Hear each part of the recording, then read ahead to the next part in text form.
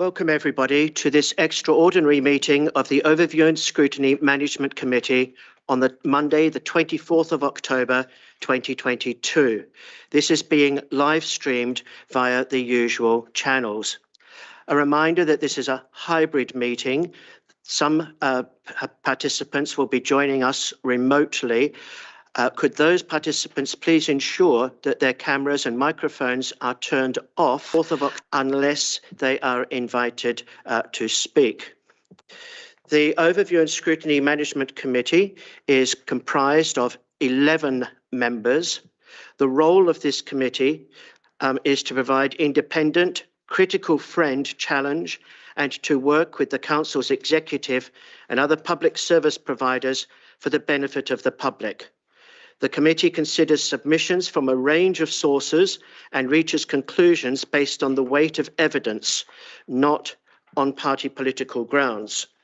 My name is Councillor Andrew Mickleborough. I am the Vice Chair of this committee, but I will be chairing the committee this evening in the absence of Jim Fruin, who is unavoidably unable to be with us this evening. The purpose of this this evening's meeting is to consider a call-in. The details of the call-in were outlined on pages 6 and 7 of the public documents pack. I will repeat them. In line with the Council's constitution, the executive decision was called in by 5 non-executive members, Councillors Parry Bath, Laura Blumenthal, Norman Jorgensen, Pauline Jorgensen, and Gregor Murray. The call-in was submitted on the 3rd of October, 2022. The call-in was submitted on the basis that the decision had contravened section 1.4.2 B and D of the Council's constitution. The call-in also referred to a breach of the rules relating to the Executive Forward Programme, in that this was a key decision affecting all residents of the borough and a significant revenue risk, yet it was not included on the Forward Programme circulated to members as required by the Constitution. Before we go to the agenda, I would want to quickly run through the call-in procedure. We will begin with one of the 5 non-executive members who called in the decision to speak on the reasons for the call-in.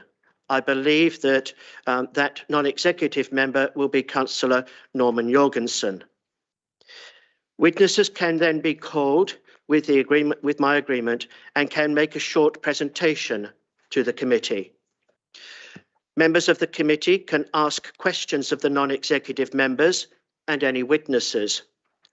I will be proposing that we try to adhere to time limits of no more than 20 minutes for the presentation by the non-executive member and any witnesses, and 40 minutes for questions of those persons. Those limits, of course, time limits, of course, will be adjusted should any need arise. Then the relevant executive member, supported by officers, responds to the points made in the call-in. Witnesses can be called, again with my agreement, and can make a short presentation to the committee. The executive member in this instance is Councillor Ian Shenton. Members of the committee can ask questions of the executive member, officers, and any witnesses. Again, I suggest that we adhere to similar time limits to those that I outlined earlier, with the caveat that should the need arise, these timings can be adjusted. The executive member will then sum up the response to the call-in. One of the 5 non-executive members will sum up the call-in, and then the committee will consider the evidence submitted, draw its conclusions and decide whether to confirm the executive decision or recommend that the executive reconsiders the decision with appropriate recommendations. So that is the procedure that will be followed this evening. I think that we should now return to the agenda. Have we received any apologies for the evening?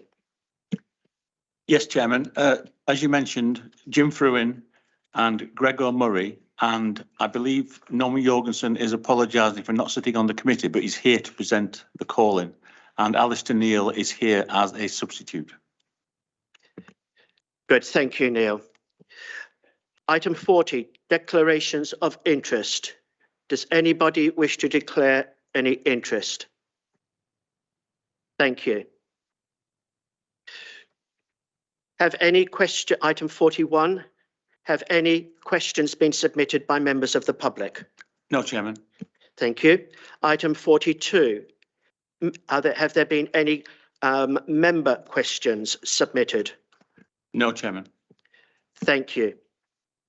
So we now go on to the substantive issue for this evening, the call-in relating to food caddy liners. And I would like to invite Councillor Norman Jorgensen to speak on behalf of those non-executive members who called in this decision. Thank you, Councillor Jorgensen.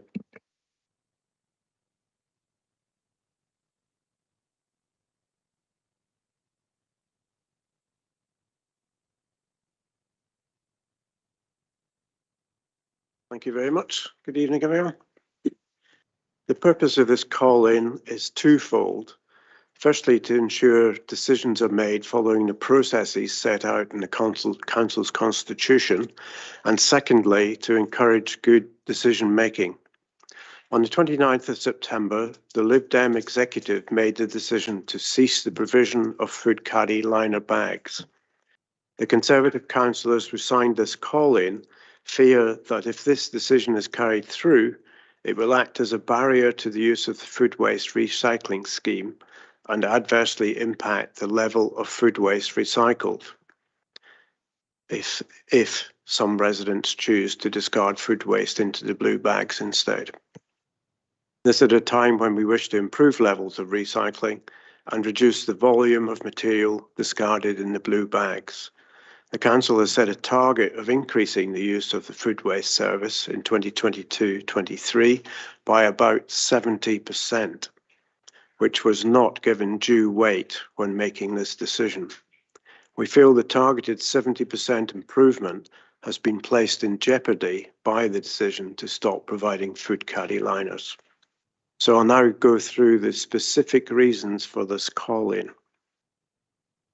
Firstly, in breach of Rule 1.4.2a, which is proportionality, we believe the decision is not proportional to the desired outcome in that the savings attributed in the 2022-23 medium-term financial plan to the targeted increase in food waste recycling of £350,000 would not be achieved if caddy liners are not provided. To give context, each tonne of food waste diverted from the blue bags result in a saving to the Council of £1,000 in disposal costs. As stated previously, we feel that removal of the provision of caddy liners will discourage use of the food recycling scheme. Our view on the likely reduction in food waste recycling resulting from this decision was confirmed by the leader of the Council on 22nd September in the Reading Chronicle, where he said that whilst the volume of recycling could dip slightly, it will come back because people want to recycle. So the next item is in breach of Rule 1.4.2b, which is due consultation. No public consultation was undertaken on the proposed removal of the service, and no alternatives were considered, as shown in the decision sheet on the 29th of September executive meeting. Also, before the paper was considered by the executive, the leader of the council stated in the Reading Chronicle on the 22nd of September that it will be debated at the council meeting on Thursday, but this is just to ratify it, and the decision has been taken. This is a clear case of predetermination in breach of Rule 1.4.2d, which is a presumption in favour of openness. Rule 5.4.8 requires that any key decision is to be advertised on the forward programme of the executive at least 28 days before a key decision is made. It also says that each month a copy will be provided to all members. That is a copy of the forward programme listing the key decisions to be made by the executive. This latter requirement was not met, so members did not have adequate foresight of upcoming business of the executive. We have presented here 4 instances where the decision to cease supplying caddy liners has breached the rules of the council's decision-making processes, and so we invite the Overview and Scrutiny Management Committee to ask the executive to look at this decision again, this time following the proper processes. Thank you. Thanks very much. Thank you, Councillor Jorgensen. Do you wish to call any witnesses? Thank you. Then we move straight to questions from the committee. Neil and Callum have very kindly volunteered to try to identify those people who wish to speak by raising their hands. Okay. Yeah. Can I just confirm one thing before that, that any of the 5 members can answer questions? Is that correct? If they're here and able to do so, yes. Thank you. Thank you, Neil. Okay. Right, well, I don't actually see any hands being raised, so I'm going to... Okay. So let's take David, Andy,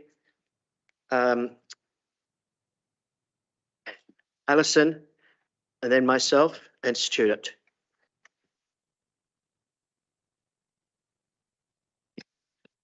When you say the part of the decision the decision for calling this in was the threat to a revenue of £350,000, how big a threat do you think was posed? Very long. Sorry, well done. Start again. Sorry, we'll try again. Sorry, Norman, you mentioned that a key piece of concern in this was a threat to revenue and the revenue stream of £350,000 identified as a saving by the use of caddy liners. How big a threat in terms of value do you consider was at risk? I think it's significant. I wouldn't like to put a value on it, but I think there's a danger of it putting people off. I think some of the people who currently recycle food, when you speak to them, are threatening not to do so anymore because they don't want the mess. So I think there is a reasonable probability that it will be hit.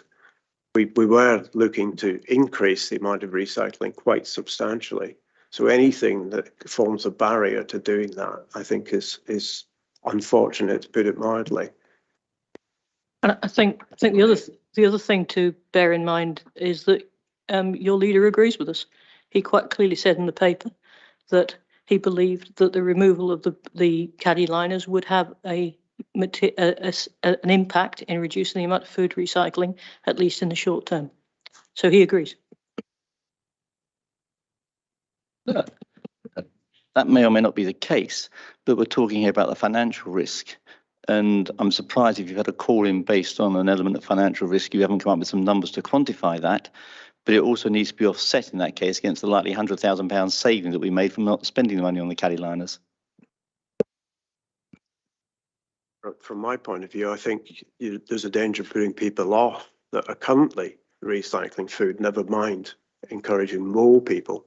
You know, the 70% increase is a huge increase. So the saving that you're taking, which in the basis of expenditure last year was £75,000, is only a small proportion of the increase in recycling that we were expecting this year. So I think, it does put the whole thing at risk, and maybe some more, which, is not where we want to be. Obviously, as a council, we want to be increasing the amount recycled, not putting obstacles in the way.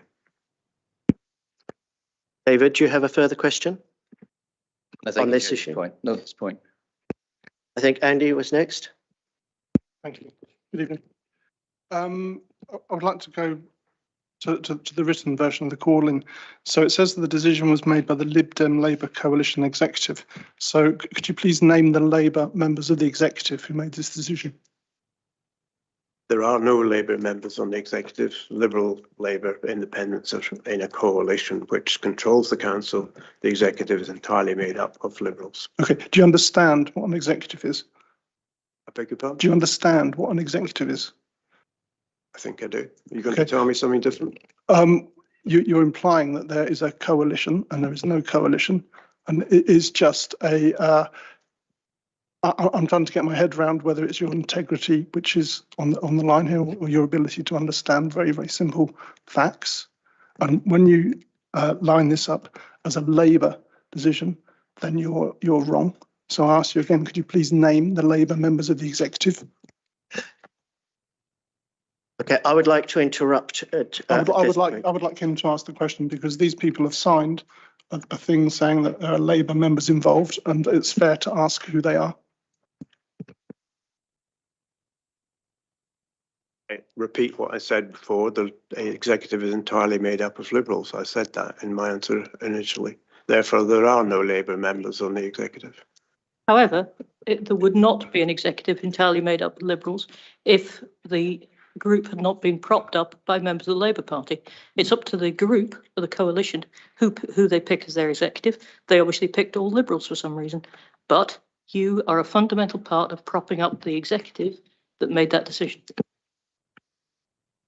I would appreciate it if we don't make political statements, but rather that we stay focused solely on the matter in front of us this evening.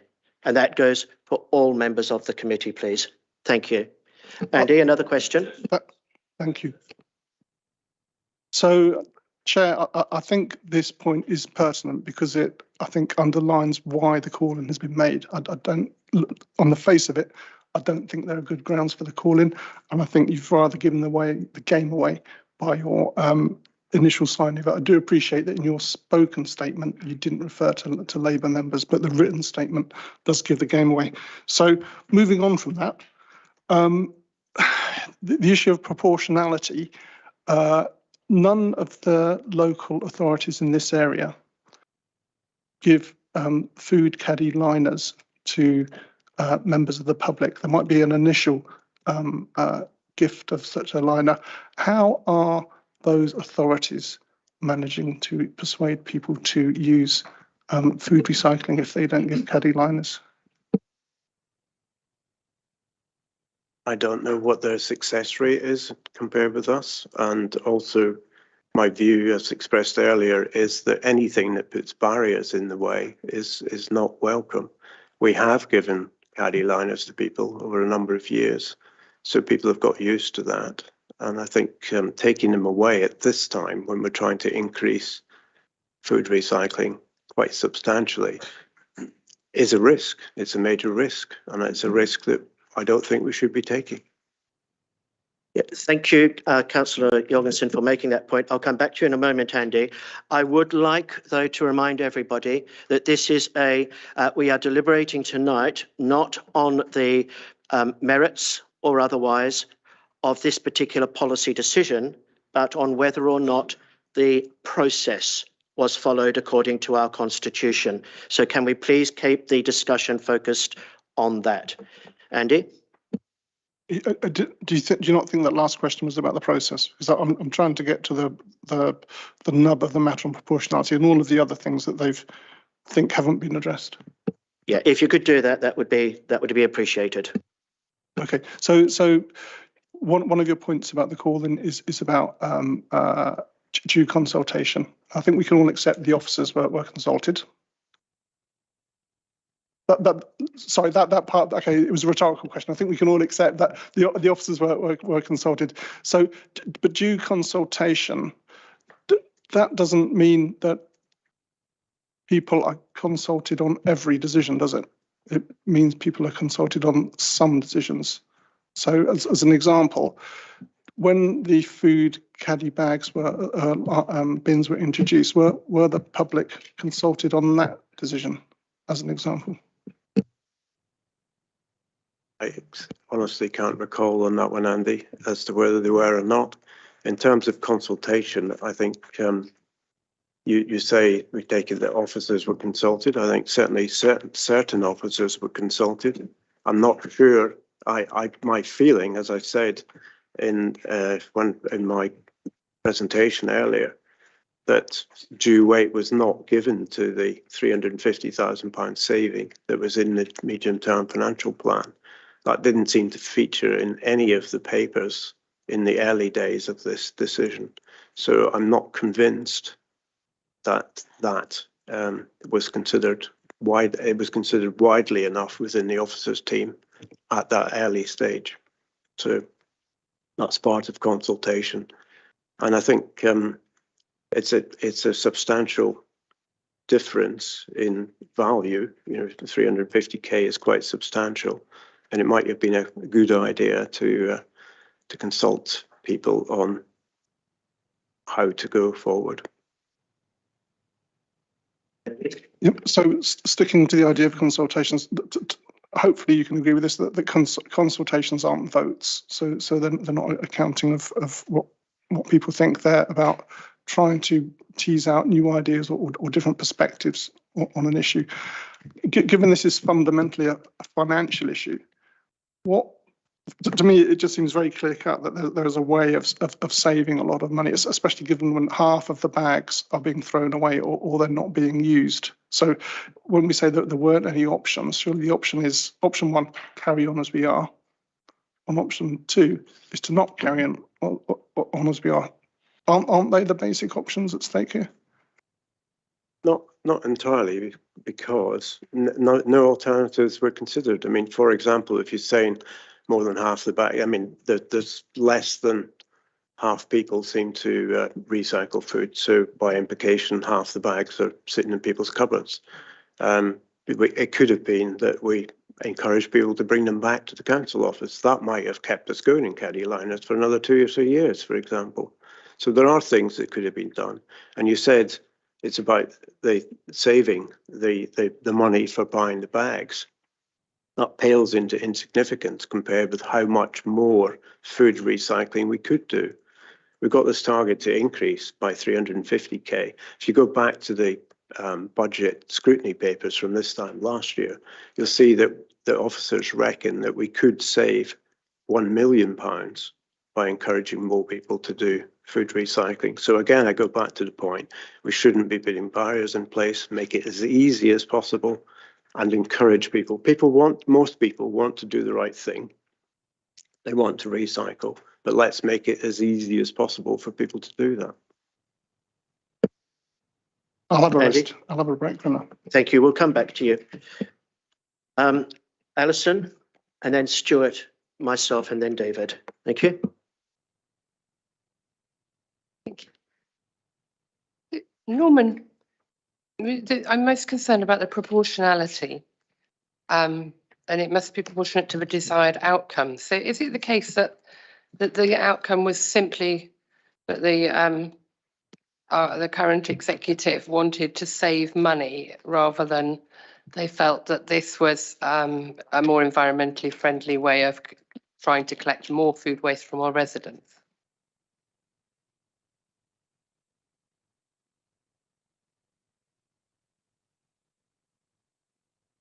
Yes, I mean, the executives seem to be down that one line of saving the money associated with buying the bags rather than looking at the wider context of how that will affect recycling.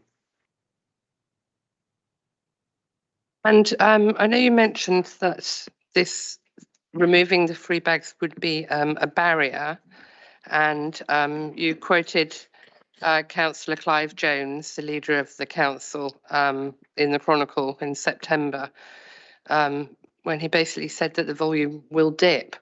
And you expect that that is going to happen. I'm quite surprised that there's no reason given why it would come back, because people want to recycle. So do you have any confidence that when it dips, it wouldn't continue to decline? Without further actions, no, I've got no confidence. I mean, other actions should be made in parallel to encourage people to recycle. And the council's working on that, you know, further communication plans and so on. But without any further action, I fear that it would dip and stay dipped. I understand that officers were unclear if this was a key decision or not, which is why it didn't go before full council in September, but has come back before this committee. Could you just expand a bit more on why you think this is a key issue? Sorry, a key decision? If I could interrupt, I have been advised that this is no longer a discussion about whether it is a key or was a key decision. When it went to the executive, it became a key decision. So I don't think that we should pursue that line of inquiry.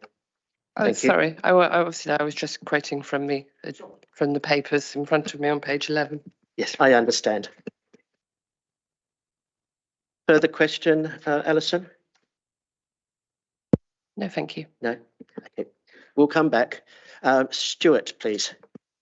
Thank you, Chairman. Norman, one of the things that interests me, having been involved in putting together the budget, is that one of the reasons for change was there was nothing in the budget for them, and I don't recall taking them out of the budget. Do you know anything about that? I have checked the medium-term financial plan pretty thoroughly, and there is no saving in the plan associated with not supplying the plastic bags. So no decision was made to take it out of the budget. A further question, Stuart? Thank you. I would like to ask a series of questions, and then I think David and Adrian will follow, and then Andy. Thank you. Firstly, I would like to pick up on something that you said a moment ago, Norman. You said that you were unaware of any actions that have been proposed that might help to tackle any dip in recycling rates. Have I understood that correctly? No, you have not. Thank you. Okay. What I said was that without any further actions, I would expect it to dip and maybe stay dipped. However, I'm very hopeful and indeed confident that the council will take actions which hopefully will result in some increase in the food recycling. Okay. Are you aware of the actions that officers have suggested, proposed, will be taken? These are outlined on pages 15 and 16 in the agenda pack.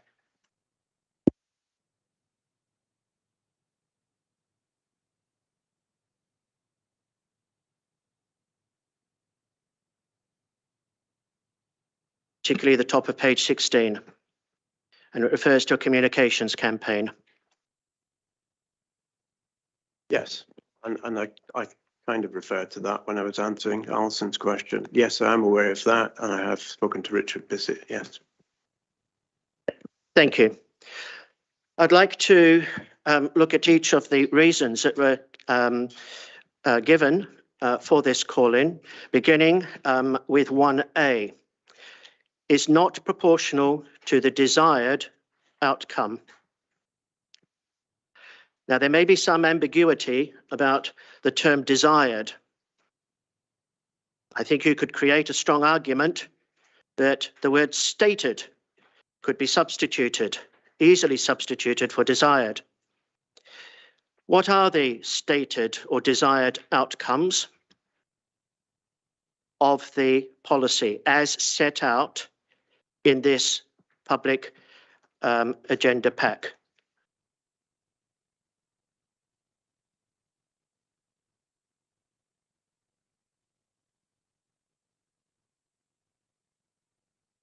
The the objective that the executive stated was that there would be an environmental impact of providing these plastic bags because they're once-use plastic bags. However, in some of the communications that came out in the early days of this decision, there were incorrect statements made, which kind of inflamed that. There was a statement that it was not a direct statement that these plastic bags, but that plastic bags would end up in the environment. As we all know, these plastic bags are pretty carefully treated and they're incinerated when they're stripped from the food waste. So I think we've got to conclude that it's a closed loop. It's not plastic as such ending up in our rivers, which was stated in that. So I think you have to look at the overall environmental impact of what we're doing.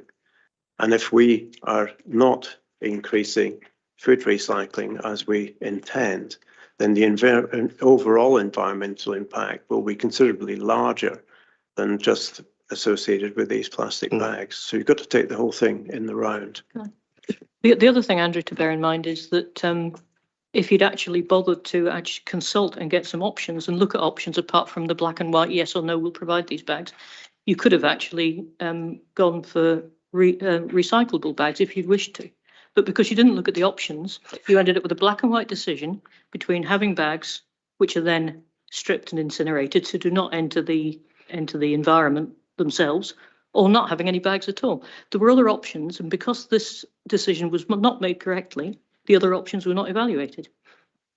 Okay, Councillor Pauline Jorgensen, if I can remind you that you're addressing the committee. So when you say that we took the decision, please, be accurate. Okay, this was not a decision of this committee. We are an impartial committee. Sorry, Andrew. I wasn't pointing at you at all. Yeah. Now, the stated desired outcome, one of them you've partially covered. It's an environmental outcome, and it says helping to reduce boroughs' use of single-use plastics. That is the desired outcome, as stated in the documents. This feeds into the Climate Emergency Action Plan, which is one of the council's, we all know, is quite rightly one of our council's key strategic objectives. So we have to say, was this decision proportional to the desired outcome? And one of the desired outcomes, you've quite correctly said, is an environmental outcome. Yes? As I said a few minutes ago, if you had actually bothered to look, if the executive had actually bothered to look at the options, they could have met that environmental objective, introduced recyclable bags. They might have been more expensive than the 75,000 that the original bags cost, but they probably wouldn't have been as much as the 120,000. I don't know. I didn't get involved in any tendering. I have never tendered that. But you could have done that because the executive did not actually look at the options. They didn't find the option which allowed them to provide recyclable bags, which meets the objective at the same time as providing bags which will protect the additional savings of at least 350,000, plus the potential to reach 1 million, plus any damage done by not having bags at all. Thank you, Pauline, and I'm sure that members of the committee will question those who follow, on these very matters. The second stated desired outcome is a saving of £120,000 in the next municipal year. And with inflationary pressures, inevitably larger amounts each year thereafter. So these are significant amounts of money within a context of very, very severe financial constraints. The action must be proportionate to the desired outcome. Is the targeted increase in food waste recycling one of the stated outcomes of this specific policy in the documents before us, and upon which we must determine our decision? Well, if you take into account the financial saving and the fact there is £350,000 budgeted in increased food recycling, you can't then claim to remove plastic bags and save 125,000 in one hand at the same time as costing yourself at least £350,000 with the other hand. Nobody does business cases based on just the saving. You have to look at the impact of the saving as well. And as the leader of the council said, the decision to remove these bags will impact, short term at least, the amount of food recycling. So as far as I'm concerned, it's quite obvious that removing the bags will mean that you do not make that saving targeted saving of 350,000. You may lose even more than that, and saving 75,000, which was the cost of the bags, not 125,000. Okay. It doesn't make financial sense as a business case. Okay, thank you. I understand that line of argument. What specific evidence is your concern that the targeted increase in food waste recycling of £350,000 savings, what specific evidence is this based upon? Cognizant of the fact that any such evidence would go against the officer's professional view that the targeted communications campaign that we spoke about earlier has the potential to ensure food waste recycling would not be harmed. You might also, I mean, I believe that's the case. I believe the leader of the council also believes that's the case because that's what he said in the paper. So I'm not quite sure why you're asking us why we think that this will damage food recycling and put at risk the £350,000 saving plus the saving that's already in place. You might like to ask the leader of the council who said that in the paper. I'm asking you a question, okay, and the evidence that you base your assertions. But let's put that to one side for the moment. Item 1B, a reason for this call-in is the claim that due consultation has not occurred. Can you tell me why all, as very experienced councillors, much more experienced than myself, why do all councils routinely make most decisions without public consultation?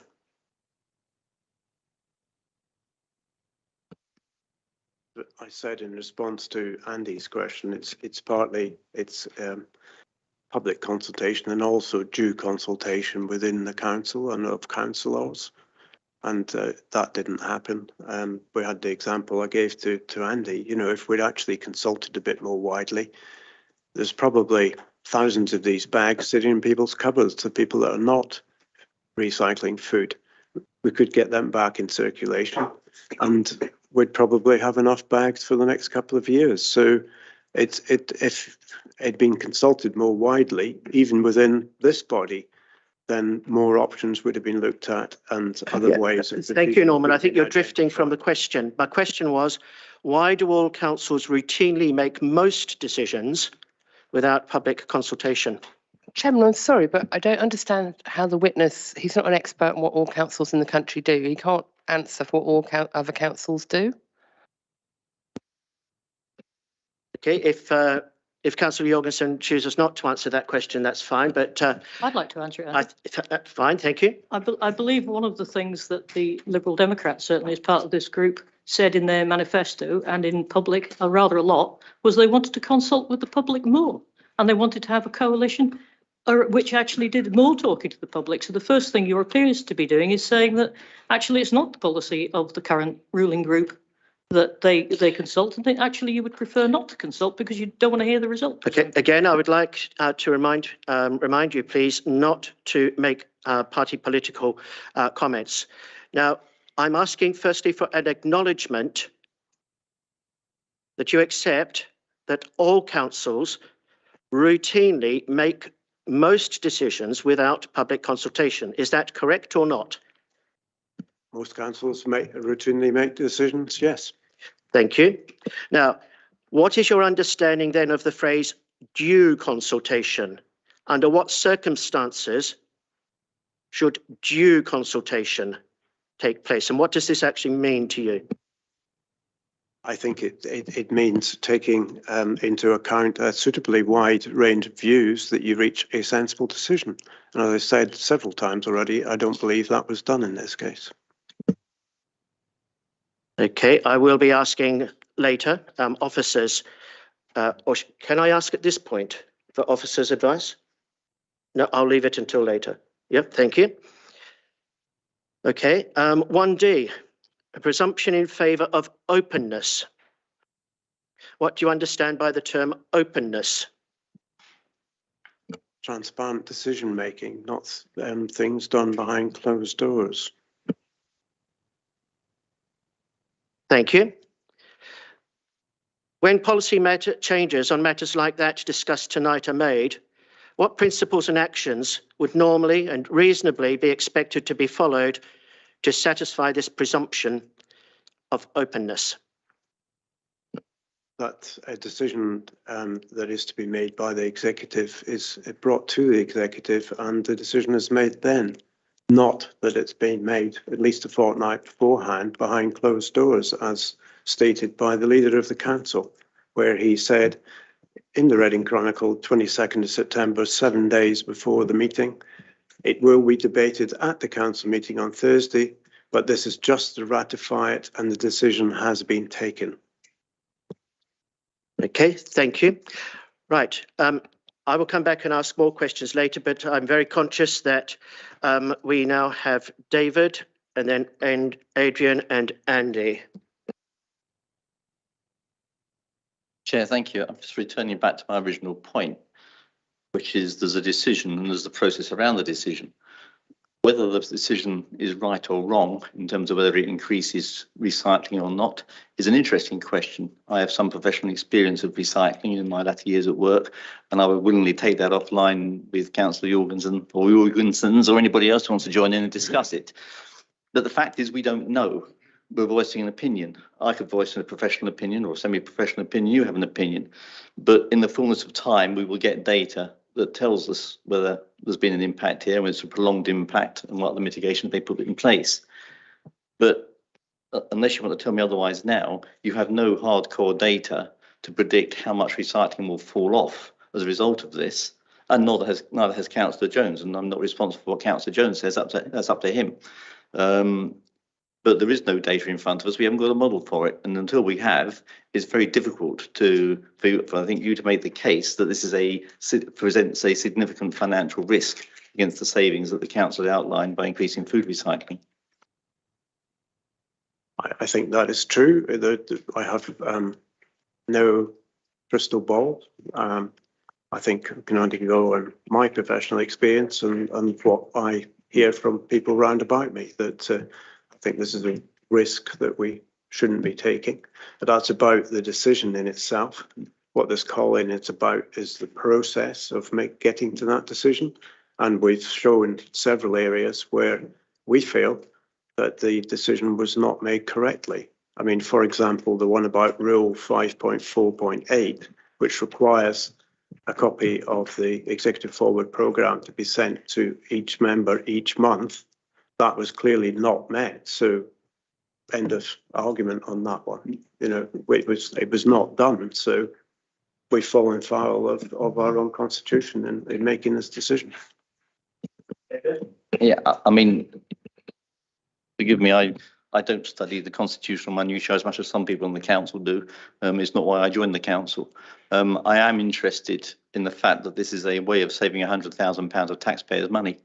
And I'm actually quite astonished that the Conservative group don't consider that something worth examining, at least as an option, when a council is extremely hard pressed for cash. I think we do think it's worth investigation. I think we do think all things are worth investigation. The case we're making is that you have jumped to a saving which is alleged to be £120,000, although the CFO couldn't find that figure for me when I asked him, without actually looking at the options and without actually looking at the potential impact, not only on current recycling, but also on the £350,000 additional recycling target that we're currently not meeting. So we're very interested in saving money. And if you'd actually, if the executive had actually done a bit of consultation around the council and done a bit of consultation maybe with the public, they might have found ways of not only saving that money, but continuing to provide recycling bags or not, as the case may be. Because they jumped straight for the alleged saving of 125,000 and actual saving of 75,000, as far as I can see, they didn't actually look at the options. So yes, we'd be very, very interested in exploring the options for saving money. We're very interested in that. We just don't think that what you've decided to do will do that. And David, please don't stray into party political comments, as I felt that did. Okay, another question? Yeah, my apologies, Chair. Yes, there's a further assumption in the case that's being made that if we collected back the green bags from people who aren't recycling, we could supply them to people who are recycling. That would seem to imply that the green bags are not an incentive to recycle, because people have got, as you just said, have got green bags and aren't recycling. So I'm a bit confused as to where that argument takes us. That was just a suggestion, not part of this argument that we've put in front of you, but it was just in response to something that Andy said, for example. We do need to, as a council, it's in our interest to encourage people to recycle more. And certainly, personally, I want people to recycle more. I recycle as much as possible. So I think, anything that we can do to push that is great. As I've said, we just fear that this is going to be doing the opposite. If we could keep our questions focused on the process, though, and not the policy itself. Thank you. Do you have any further questions at this point, David? Thank you. Adrian, followed by Andy. Thanks, Norman, for coming to see us tonight. You're challenging 1.4.2 B, which says in my version of the Constitution, due consultation and the taking of professional advice from officers. I think you're using this clause in two ways. Please correct me if I'm wrong here. Using it, one, as a public consultation or the lack of a public consultation, perhaps going out in some mechanism to via leaflets or websites or whatever to get information from the general public in WBC. And the second part is the officer expertise professional advice part. Are you saying that both aspects are not here in this case, or is it just the one aspect? There's certainly been no public consultation. I think that's clear. As far as the officer part is concerned, then there were no alternatives presented in the executive paper. So that there's no view that other ways were looked at. Therefore, how wide was that consultation within the expertise of the officer team and in the councillor team, for example? Okay. I think we're going to get Richard and these people to present later, are we?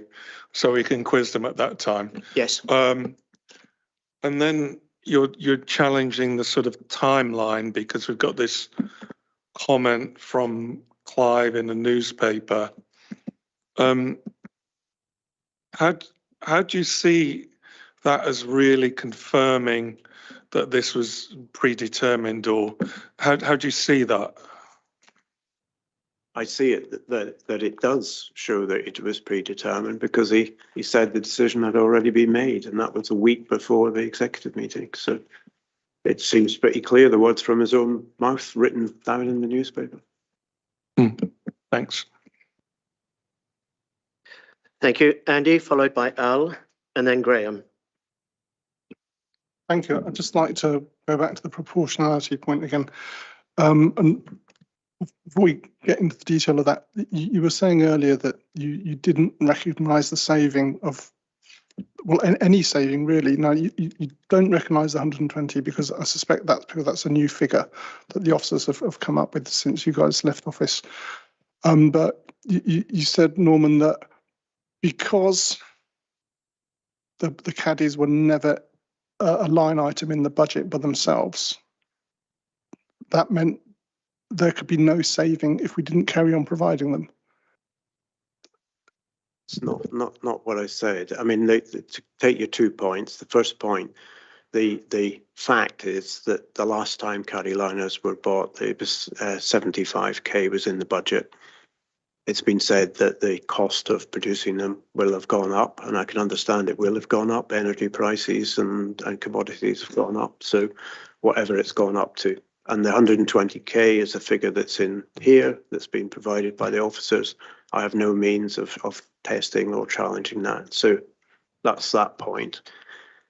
Sorry, what was the other bit? No, sorry, the other. So what I was going to say is I can talk to you about those things because what you've said is that there was no that there was an item in the budget of 75k. Now the officer report says very, very specifically there was no budget item for it, and that the cost has been met via income generated within that area of the budget. So it's never appeared as a budget item. It might have appeared as a cost item after the event, but it's never been budgeted for in advance. And the officer report is really clear about that. Isn't that the case? There's nothing in the budget that shows that anything was taken out. As you know, from the way that we budget in this council is by deltas, by changes, pluses and minuses, savings and extra expenditure. There was no saving identified in the budget papers, so there was no intention of taking the caddy liners out as a budget item. It's a large enough expenditure that if it had been proposed to take it out, then it would have been there. It would have been identified. Check the MTFP tonight, and there are items down to 10k in value identified as pluses or minuses. So, yes, it's been absorbed within the waste budget For the last 3 years. for several years, and there's not everything that the council spends is identified in the budget. There are pots, obviously. I'm really struggling to understand how a decision made sometime in the summer can have been reflected in an MTFP that was produced in February. I think you, in some extent, you're right. A new decision was made in the summer. The decision was made by the executive to stop providing caddy liners. As far as we were concerned, when we prepared the budget in February, we did not identify taking those out as a saving. So there was no intention of taking them out of the budget that we prepared in February. If I could just interrupt at this point, Graham Ebers is on the call and he will be able to answer further questions on this issue later, if that's agreeable to you. It is. It's just I'm confused as to how you can hang an argument about taking them out of the budget when they clearly weren't taken out of the budget until after the budget was done. It just doesn't make any sense to me. I think we're kind of talking at cross purposes. I think what I'm saying is that there was no decision at the time of the budget to take the caddy liners out of the budget, so they were in. The decision was taken by the executive in the summer to take the caddy liners out, so it's subsequent to the budget and it's a new decision. Maybe I can help actually. I think the decision made in the summer by the executive was twofold. It obviously couldn't take the caddy liners out of the budget that had already been set because the budget had already been set and the caddy liners had been provided. Yeah, what the executive I think did was decide not to buy a set of spares, for want of a better word, that could be given to people during the year, which was the normal practice, and to not provide them in future. I think that's what happened. It still seems to me that we're in the past, we've had the initial capital spend, we've managed to find the money in subsequent years to cover the cost, and then we've decided not to do that, and so at no point has it ever been in the budget.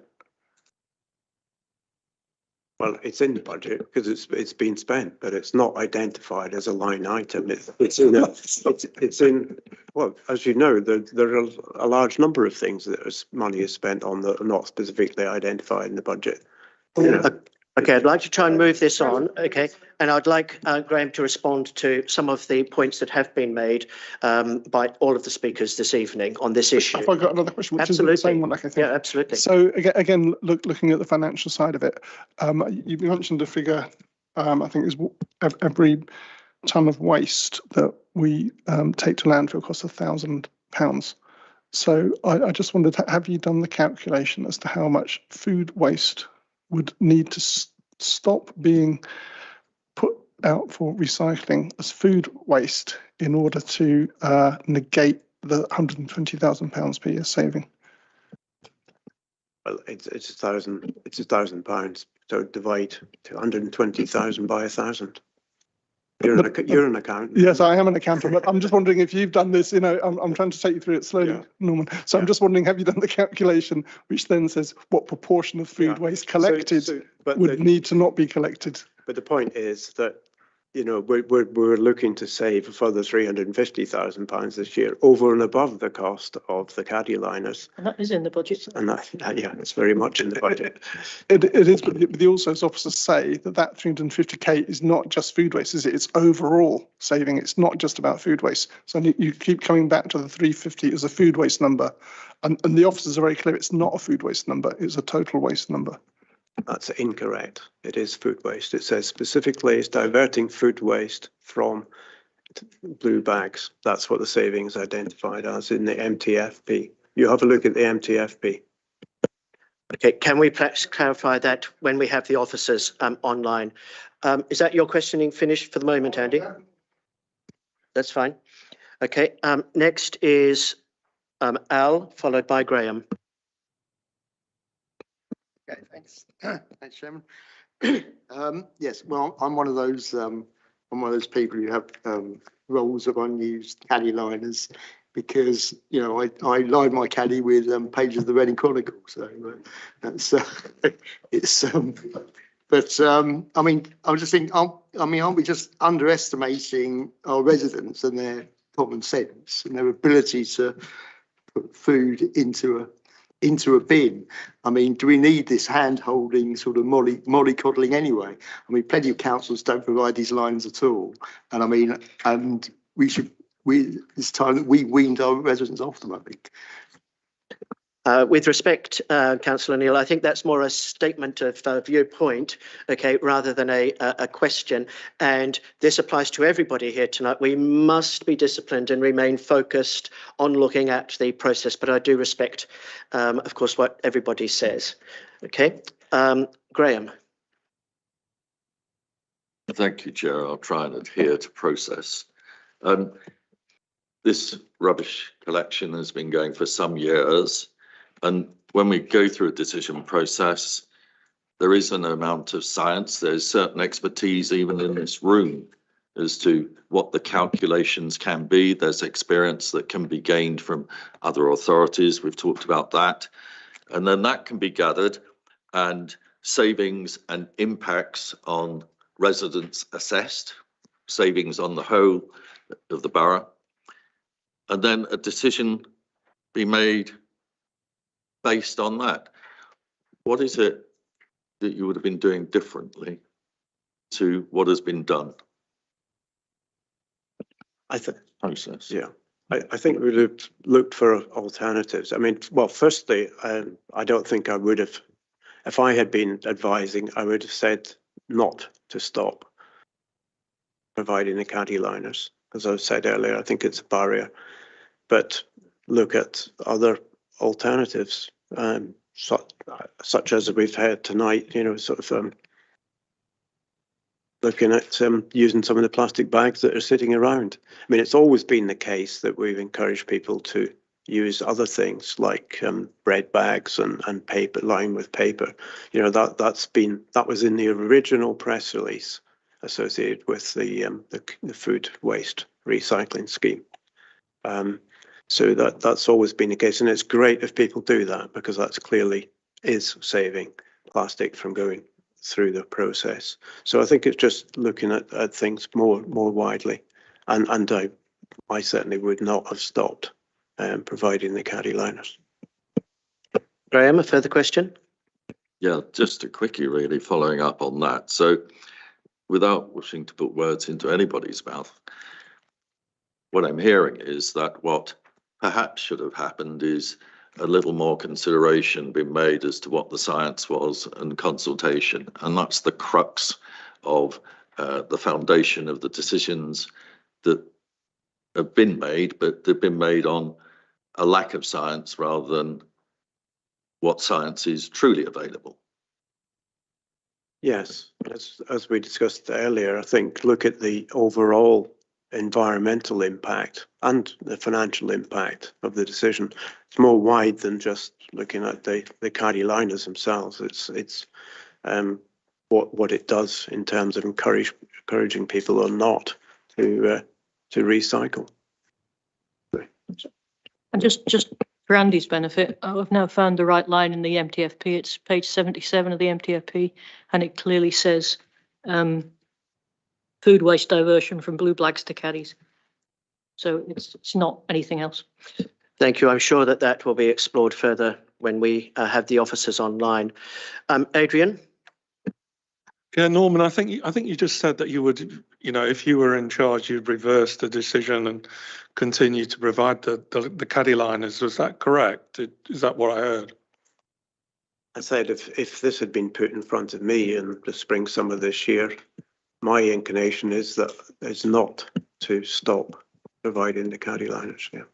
So my question is, under severe constraints of budgeting that we are undergoing in this cost of living crisis, how would you fund this extra budgeting for this year? By recycling more food waste, so reaching the 350k targeted decrease in costs associated with food waste. So for all the food waste that goes in the blue bags, it's contaminating that waste and costs us more to dispose of. So it would be offset against that. I allowed that question because I do believe that it's sort of tangentially linked to this question of proportionality, but please, let's keep, again, the focus very much on the process, rather than what you would have done differently. Yeah. Andy, I think we're coming close to the end of questioning for this particular round, but Andy, you said you had more questions of these councillors.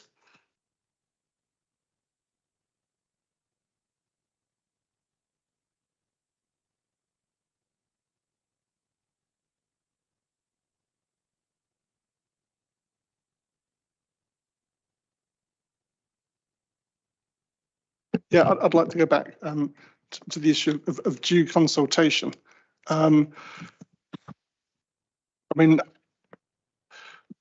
I can think of any number of decisions where consultations haven't happened, and it is the job of the executive member to take a decision. Why is this one different? This one has very, very wide impact. I mean, it impacts just about everybody in the borough. And I think it would be sensible to take people with us on this journey. I doubt there's anybody in the room that doesn't want to improve recycling and decrease the amount that goes in the blue bags. So engaging people in that process has got to be a good thing. But we don't consult on council tax rises, do we? We don't consult on adult social care precept rises. We never consulted on the decision to freeze council tax for 3 years, did we? There's a lot of things we just don't consult on, and these things affect everybody as well. And again, I'm still not clear why you think this one is different. Okay, yes, I mean we consult indirectly, don't we, through elections and such like, and manifestos. I doubt you'd find this in the Liberal manifesto somehow. So it's something that was sprung upon everybody 2 months after the elections.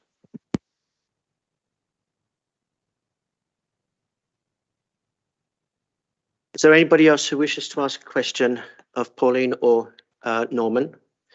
Okay, I would just like to note before thanking them for this section of the evening, I would like to note that Norman did refer quite rightly to the second reason that was given for the call-in relating to the constitutional requirements that 28 days notice be provided for the executive forward plan. I'm not going to ask him questions about that because I think this is more an area that will demand careful questioning of some of the officers on this matter. So I am flagging up to everybody, that I think this is certainly something that I will wish to pursue later this evening. But thank you both for your contributions in this section of the call-in. Thank you. Thanks very much.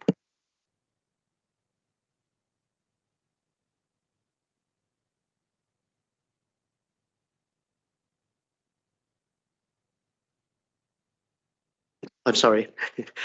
So we now move on to hear from the executive member, Ian Shenton, who is able to respond to the points made in the call-in. Can I clarify while you're coming to the table, Ian, are you going to be calling any witnesses? No, thank you.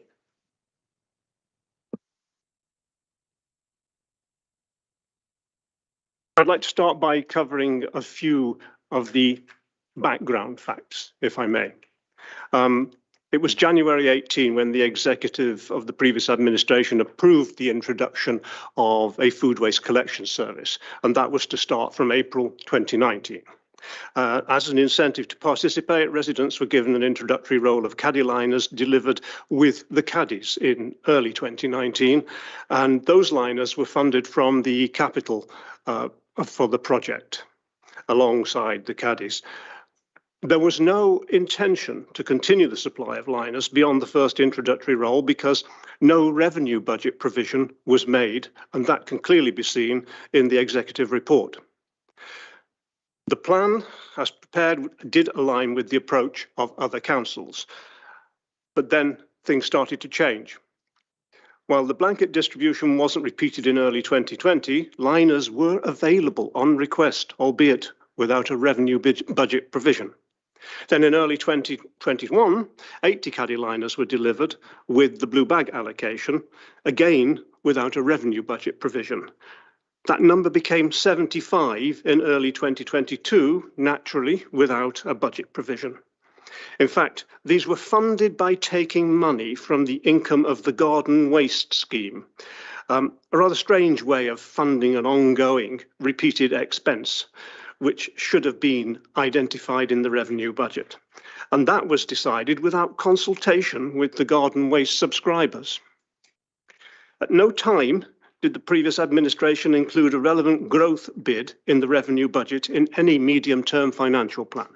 At no time did the variation in quantity of liners go before the executive or even to an individual executive member decision. So if we now fast forward to the summer of this year, I was briefed that caddy liner stock was exhausted, that plastic had escalated in price by around 50%, and that there was no budget provision. To provide the caddy liners would have required over £100,000, and that would have had to be taken from another service area, all of which were already under pressure. There was no spare in the garden waste income because the council had to compensate subscribers to that scheme for 2 months where they weren't collected in January and February, when the collectors had to be seconded to the main refuse collection because of COVID.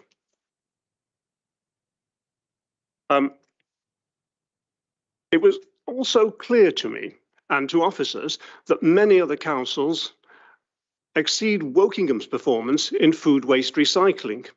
None of them are known to provide a routine supply of liners beyond an initial small distribution with the caddies. For example, Bracknell have recently supplied 20 with their initial distribution of the caddies.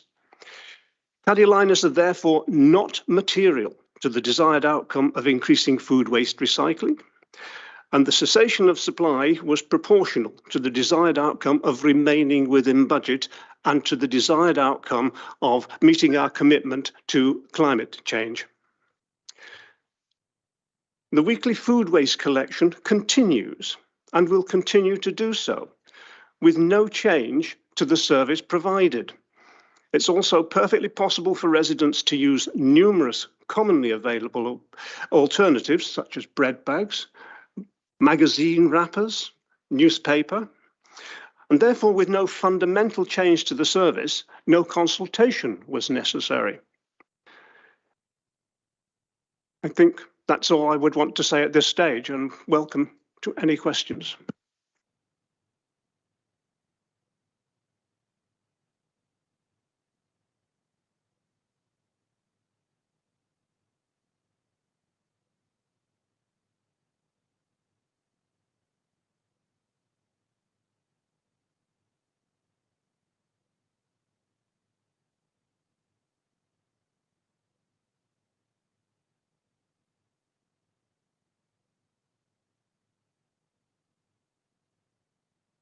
Will of course be opportunities for anybody else to ask questions.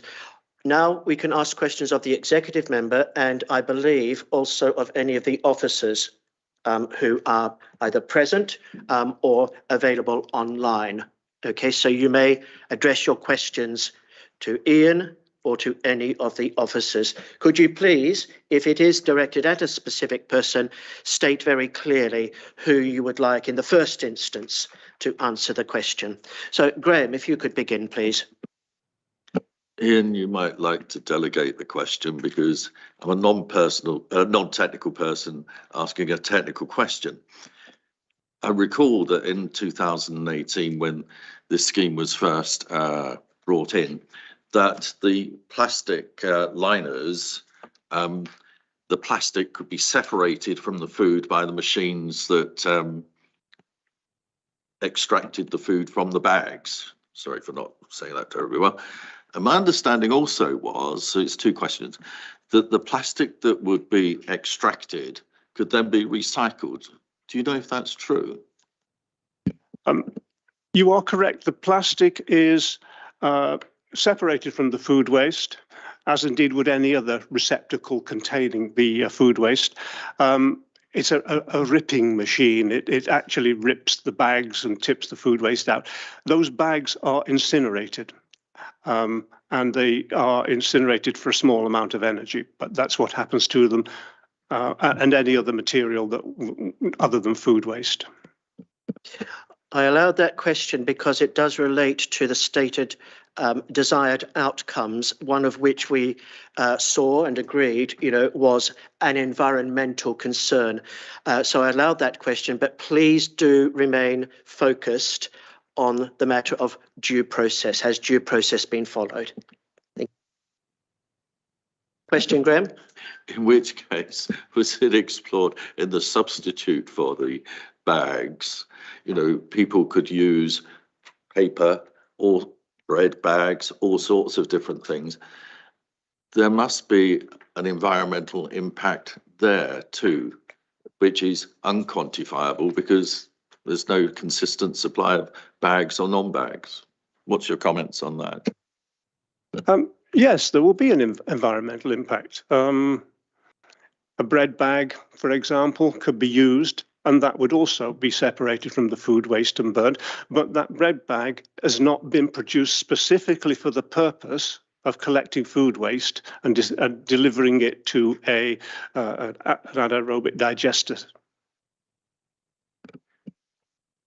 Graham? Thank you. David, and then Alison. Thank you. Ian, I presume and assume that 6 months, 12 months, 18 months from now, whenever it may be, there will be a review of what has happened here, of this decision and of the impacts of it? It will be sooner than that, David. We will be monitoring it very closely and very constantly, basically. So we can assume that in terms of process, we'll then have some hard data to work on and not just the considered opinions of a bunch of councillors.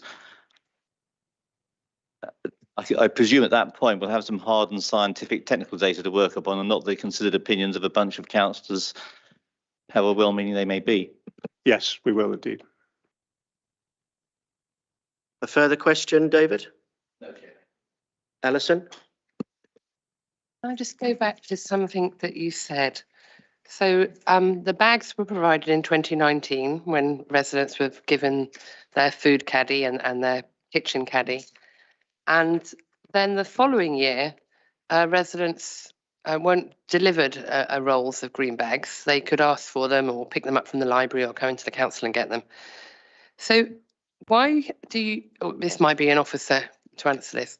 So why did that change? Why did the following year, in year 2, why did we then supply them again on the doorstep? Was it because food waste collection dropped off when we didn't give everybody a free set of rolls? Could I ask that Richard Bissett answers that question? Oh, sorry, if you'd like to respond first, but then I'd also like to get the views of Richard Bissett. Thank you. I can't answer that question because I wasn't a member of that executive. But obviously, you know, it stated that you took professional advice before you made the decision in the summer. So I thought they might have discussed and given you their experience from the previous years. But I look forward to hearing what Richard says. Thank you. Richard, thank you. Yes, good evening, everyone. Even Chair, thank you. The distribution of the caddy liners following 2020, so in 21-22, was taken in consultation with the Gazette member at that time.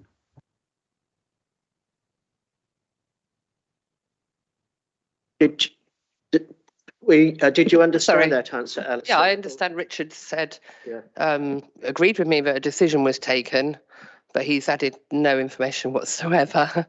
So what I wanted to know was, why was the decision taken in year 2 to resume delivery of free rolls to every single household when we hadn't done that the previous year? Was it because there was a significant concerning drop in the collection of food waste from our residents? No, there was no concerning drop in terms of food waste collections at that time. I think decision was made in conjunction with the exec member at that time to undertake the distribution. Does that answer your question? Well, what were the reasons for the decision? Were you an officer and present at the meeting, or are you just referring to records from the time? I was here at that time, and I think it was more of convenience for residents to actually undertake that distribution.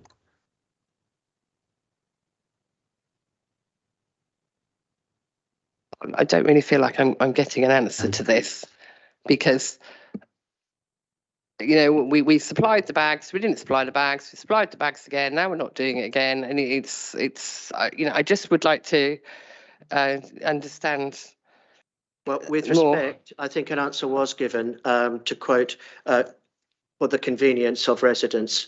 Now, we may not necessarily agree with that answer. Okay, but... well, my question was, so has the officer said there was no change whatsoever in the amount of food waste collection, or was there a decline in it? Because we have heard from the leader of the council that he expects there will be a drop, but an effective communication plan could very well bring that back again. So was there a drop in year 2 when we didn't give everybody bags for free to their house doorstep? Thank you, Councillor. The year on year, the food waste has increased in terms of tonnage. I think that's quite a clear answer now. Any further questions on that? We can come back to you, Alison. Oh, yes. So we've heard that there was no budget funding at all for the bags, but now you've told us, Ian, that funding was there. It came from the Green Garden bin collection. So which is it? There was funding clearly stated in the budget, or there wasn't? No budget provision was ever made. No growth bid was ever applied to the medium-term financial plan for caddy liners on the revenue budget. So no budget was ever created. The executive member at the time, presumably, took the decision to take money from the income of the garden waste scheme without consulting with the members of the garden waste scheme who were paying that subscription to fund the bags. That's what happened. Graham Ebers, would you like to add anything to that answer? Yes, thank you, Chairman. And of course, I'm not speaking as a waste collection expert, albeit I do have a food caddy myself. But I'll keep my comments to the strategic financial position. So, and Richard Bissett can obviously confirm or otherwise what I'm saying here, because he's the budget manager that will be closest to this. So in the initial introduction of the scheme, there was a sum of money to introduce caddy liners, and that introduction, that lump of money, was also available for an initial, with that launch, an initial distribution of caddy liner bags. So that's a statement of fact. There was a lump of money. It was for the launch of the new scheme. There was no specific ongoing revenue provision put in place to fund the ongoing distribution of those bags. And as pointed out at this meeting, there was also no conscious budget decision to make a saving. So there was no specific budget put in place, and therefore no specific budget to be reduced. However, the good intentions of providing a caddy liner as a launch of the scheme was continued beyond the immediate launch of the scheme for a number of years, and that could only be funded from savings or cost reductions against budget or overachievement of income against budget elsewhere in the department. Obviously, this financial year, out of all years since the introduction of that scheme, makes that most problematic, given that the council is overspending, was 2 million, now still within 1.52 million, and therefore it is, even if the desire is there, it's not possible to find money from surplus budgets elsewhere within the department. Richard, is there anything you think I've misrepresented in that? No, that's absolutely accurate, Graham. In terms of what you stated, I do not have a financial line or any budget for caddy liners. Thank you, Richard and Graham. Alison? Yeah, Richard, do you actually have the figures for each year of food collection? Because you stated it's gone up year on year, so I just wondered if you could give me those. Can I get them to you after?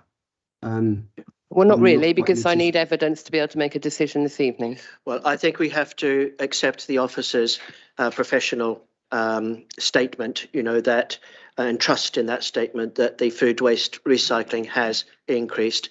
The precise figures, ought not to impact on any determination that we make this evening.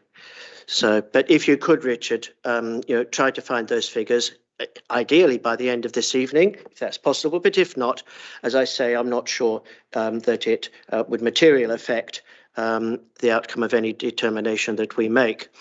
Andy?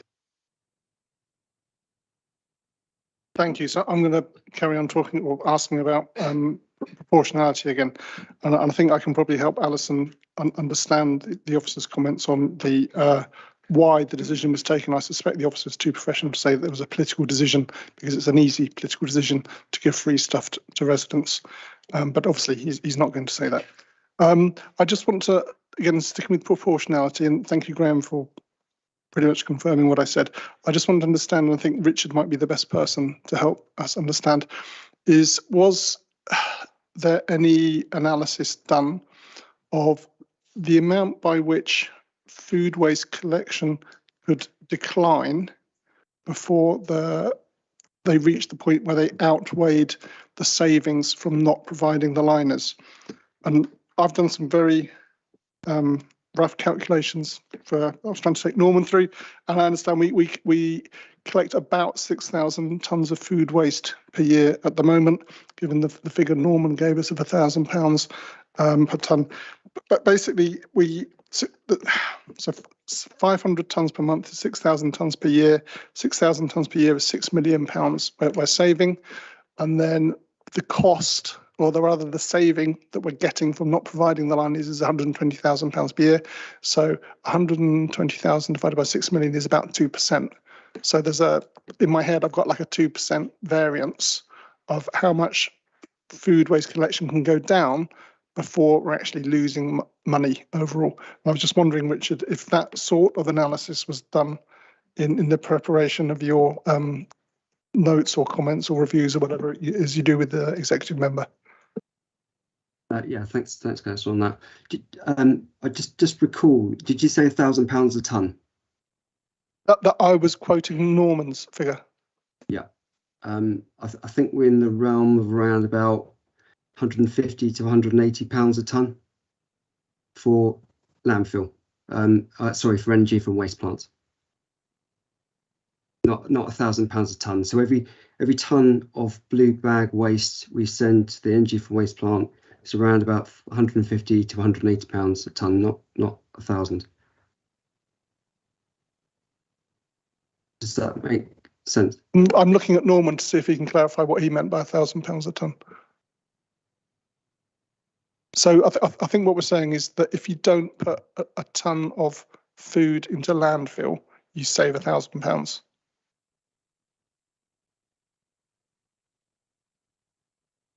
Well, that's not the case.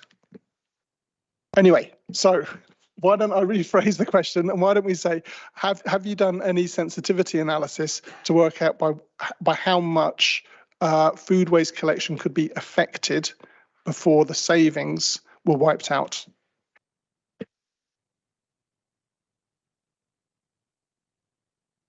Okay.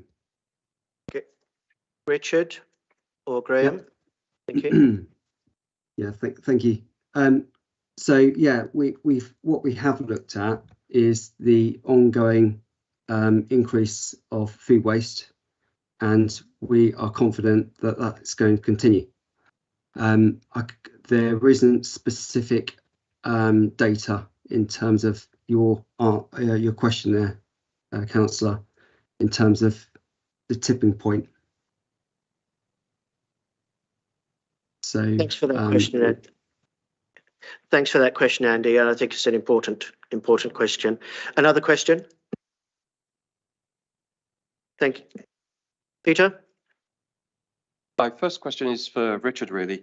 With regards to the delivery of the 2 months extra bags back in 2020 and 21, was that an individual executive member decision, or was it just made? Sorry, that's the delivery of the bags in 2021, the food waste caddy liners at that point, yeah? Yeah. I believe that was just made. Okay, thank you. To Ian. Ian, could you respond to that as well, please? I'd like to respond to that because I did say it in the statement that I made. There is no record of any individual executive member decision or any executive decision about the number of caddy liners ever since they were introduced. So all those decisions to vary the quantity and to vary down to nothing, or then to let people pick them up, or to start distributing when the blue bags were taken behind closed doors, were out of public view. Okay, and are there any officers who can confirm that?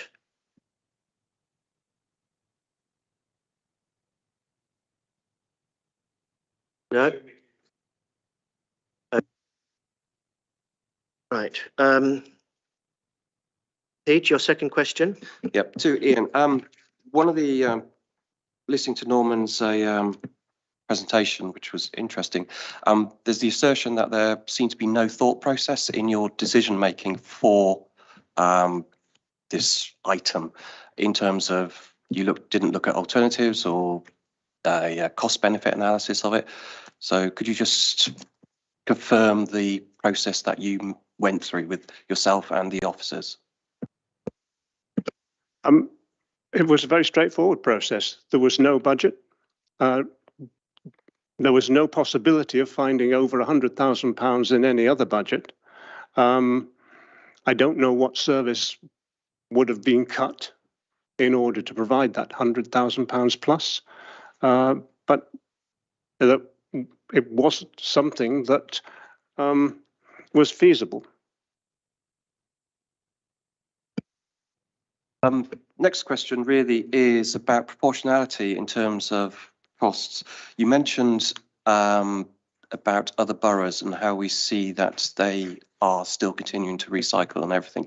Was that taken into account when you made your decision-making process? We have a lot of data on what other councils achieve. It comes from an organisation known as WRAP, W-R-A-P. It's a charity, but they actually advise councils, they advise other bodies on waste and recycling. And they collect a lot of data from councils, and so they are very well informed. And we know from that data that many councils outperform Wokingham on food waste without caddy liners, because as far as we can establish, there's not one other English council that uses caddy liners on an ongoing routine basis. Almost every one has given a small role with when the caddies are distributed, but after that they stop, and their food waste recycling rates stay up, and many of them are higher than Wokingham. So you are basing a decision based upon data that is available as opposed to finger in the air guessing? Yes, that's correct. Does that conclude your questioning, Pete? Thank you. Adrian. These two questions are for Richard Bissett. Norman is stating two aspects to the call-in for 1.4.2 section B, which is around due consultation and professional advice from officers. One aspect is, let me call it, consultation with the public. And second aspect that Norman is challenging is professional advice from officers. I specifically asked those two questions because he's challenging these two aspects. The first question, which relates to public consultation, okay, we have decisions in 2018 to initiate this service, 2019, 2020, 2021, whatever. At any point during those decisions or those lack of decisions by executive members, as Councillor Shenton has outlined, at any time, have you advised any member to seek a public consultation? And that should be yes or no. Yeah, just to confirm the question then, from 2019, 2020, 21 and 22, yeah. If being advised any members not to undertake public consultation or to undertake public consultation? Well, to undertake a public consultation, because Councillor Jorgensen is stating that there should have been a public consultation, and I wanted to check to see if you were advising that or not. It's a yes or no. Yeah, we did not advise for public consultation on those. Thank you very much. Second question. Norman is stating that under 1.4.2.b that professional advice from officers was either not sought or not provided or not given, or there was some kind of impediment to that. Is that the case? Or do you believe that you gave that your advice was sought and that you gave advice as in a professional officer manner? I gave advice in my 22 years experience in being in waste management, and that was the advice that I gave. Thank you very much for your answers. I have some questions for Graham Ebers. First question, I'm totally confused now because Councillor Pauline Jorgensen identified an item in the MTFP which sounded like it related to a caddy line item.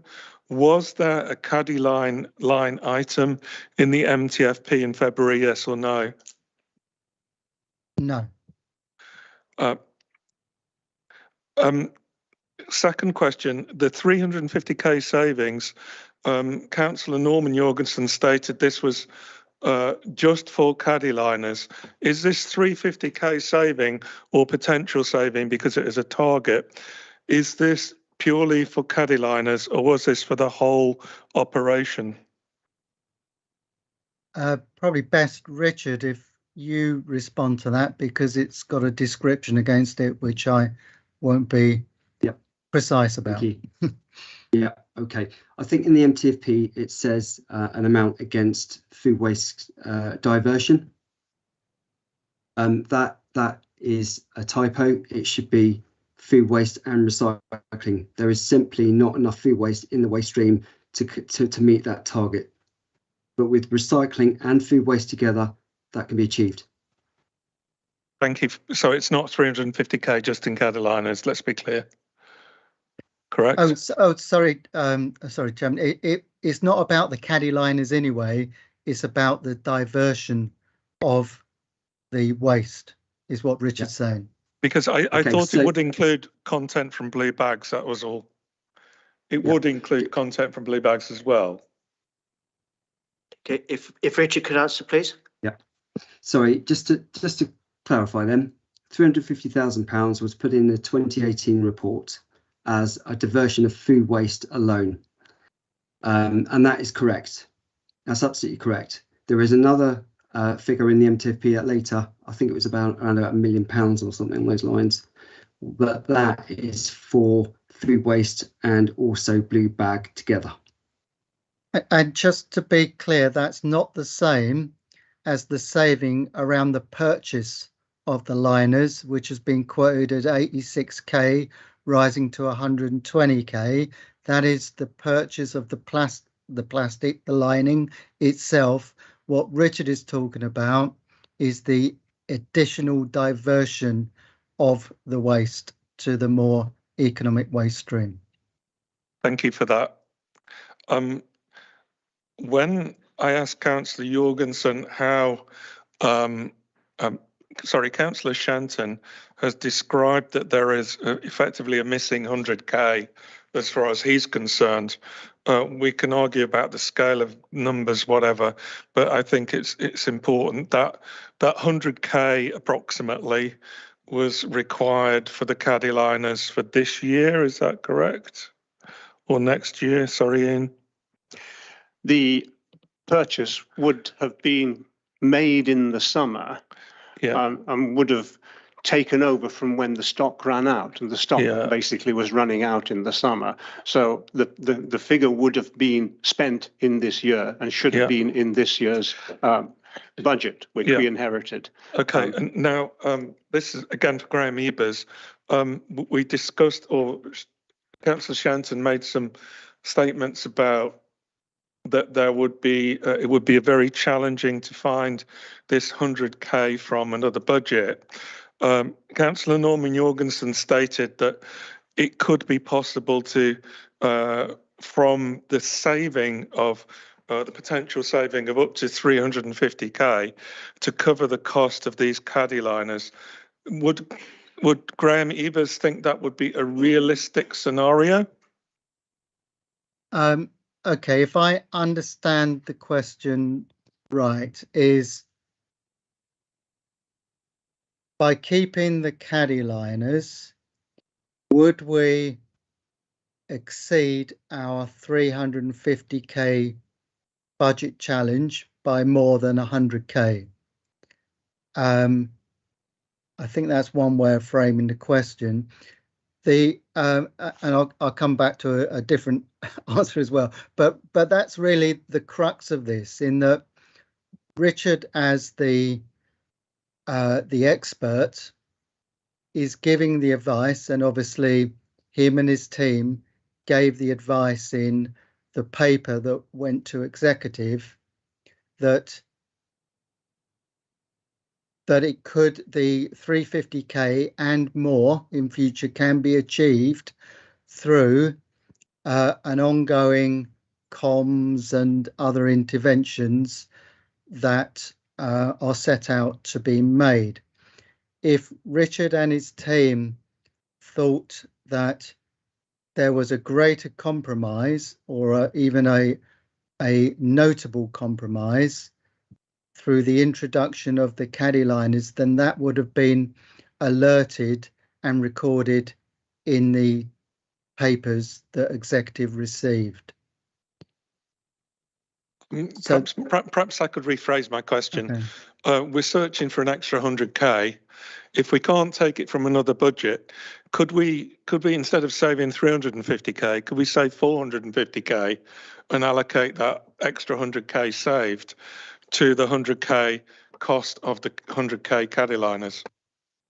The answer is yes, if the rest of the council's budgets were balanced, but unfortunately in the context of a £2 million forecast overspend, any single line savings over achievement of income or reduction in expenditure has to be utilised to first address the budget shortfall.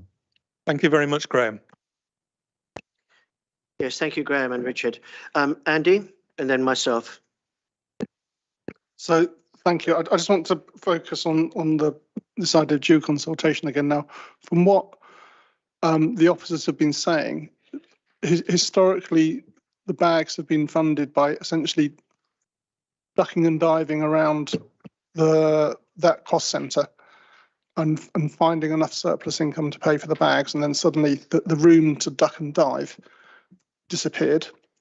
And but essentially, the way you took your decision was the same as the way all previous executive members had taken their decision, with the exception of the initial decision to start the scheme.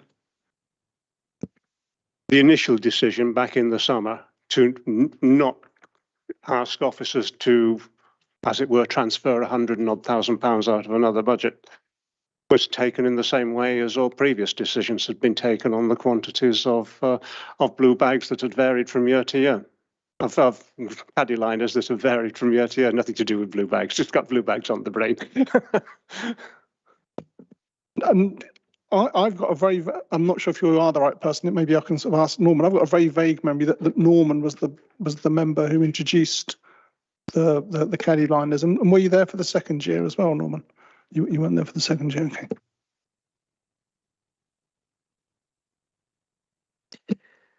Thank you. We'll go to Stuart next, please. Ian, the fact that one of the things that the call-in says was that you'd already decided before going to the executive, by obviously you'd all discussed it, and Clive confirmed to the newspaper. Should I like to comment on that? Were you surprised? I believe that, I can't speak for Clive because I can't read his mind, but I believe he was referring to the decision that we had taken in the summer, not to move money from another budget to buy 6 million pieces of single-use plastic. Oh, I see. He was describing something in a slightly different way, was he? Because it's quite clear what he said. Yeah. About it will dip, referring to the lack of the caddy liners. So he sounded like he knew what he was talking about to me, what it says in the reading. Right, hear what you're saying. I think that there's been quite a lot of evidence given this evening from the officers, to dispute the assertion that it may lead to a reduction in food waste recycling. So I think we have to accept that that officer advice. Stuart, do you have a second question? Graham, and then myself. Yeah, thank you, Chair. Actually, it's a follow-on from where you're at. Who knows which way this committee will cast its opinion, but given that this issue affects almost every resident across our borough, what do you think, given that there's a lot of data, some of which we're having a hard time clarifying and getting to be exact, so we know what things you know what things you need to look at. What do you think is a reasonable review time?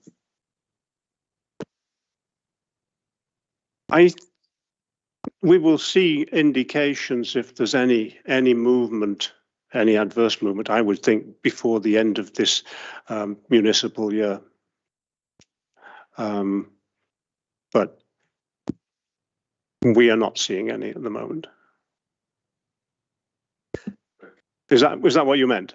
Yes, no, that's actually a better answer than I thought. Richard, would you like to comment on that answer as well? Specifically, do you believe that that's a realistic assessment? Yeah. So we monitor our tonnages very closely, both on a monthly basis and also a quarterly basis. So we will be able to understand where the tonnages are, but as I said in the report, we're confident in terms of increasing our food waste and also reaching that £350,000 for this year. Okay, Graham, are you happy with that answer? Yes. Thank you. Do you have another question? I have to apologise, Andy. I don't know whether you asked your latest set of questions or whether I forgot to cross you off the list. You did that. Thank you very much. Okay, so that gives me an opportunity, if I may, to ask two questions, and I think that these questions are best directed at Andrew Moulton. There is a second reason. There was a second reason cited for this calling, and reason two related to the constitutional requirement that 28 days notice be provided for the executive forward plan. Andrew, could you please explain again the line of argument, reasoning, why you believe the legal requirement for this notice was met? Thank you, Chair. So the 28-day notice provision, which is the legal aspect of clause 5.4.8, the executive forward plan, that was met. The publication of the forward plan was made on the 25th of August and was transparently available to residents and members on the council website from that date. If I can refer the committee to page 17 in your pack, it does set out, from my perspective, although clearly this will be a point for the committee to consider, that the other aspect of 5.4.8 is around providing a copy of that forward plan to members. And as the signatories to the call-in highlight, it would appear that that copy or the automatic notification of that publication that took place on the 25th of August did not happen because of a software problem that we experienced at that time. As I say in the report on page 17, that problem has been identified and corrected, and indeed all members received a copy later in September of the forward plan, which included the September executive decision that you're considering this evening. So it's my opinion is given at the bottom of page 17 there, in terms of clearly that copy was not provided at the time that is suggested in that clause 5.4.8, which suggests that it's provided at the same time that the forward plan is published on the website. However, that has subsequently been corrected. And in terms of the legal requirement, which is really the main point of 5.4.8, that has been met. But Chairman, I'm very well aware that that's an issue that you'll want to consider as a committee tonight in terms of the satisfaction of meeting the requirements in full of the Constitution. Yes, thank you for that answer, and also for acknowledging verbally and also in your report that the automatic notification was not received. This is something which I'm sure that every member and officer, would agree. It was unfortunate, very unfortunate, and I'm pleased to see that you're confident that such would not reoccur. So thank you for that.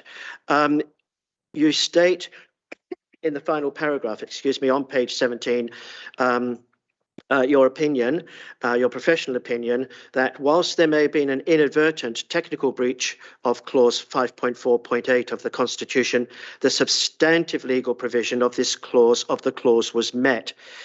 Can you provide a professional view on what direct impact or impacts this breach may have had on members and their ability to participate in the decision-making process, including here tonight, and any likely significance of that?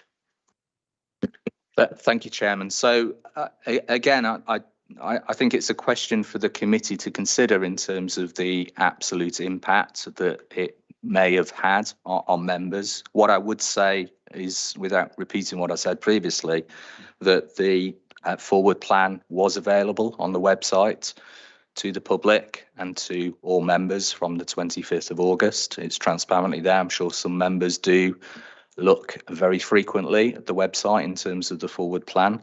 So it was certainly there. The impact, I believe, is relatively minor, but that's not to dismiss that provision within the Constitution itself in terms of providing a copy.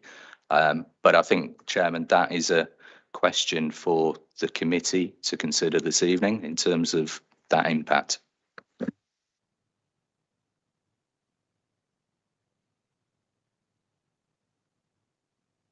So Andrew, you stated that you're satisfied that it now works correctly and that this was just one isolated incident which will not reoccur.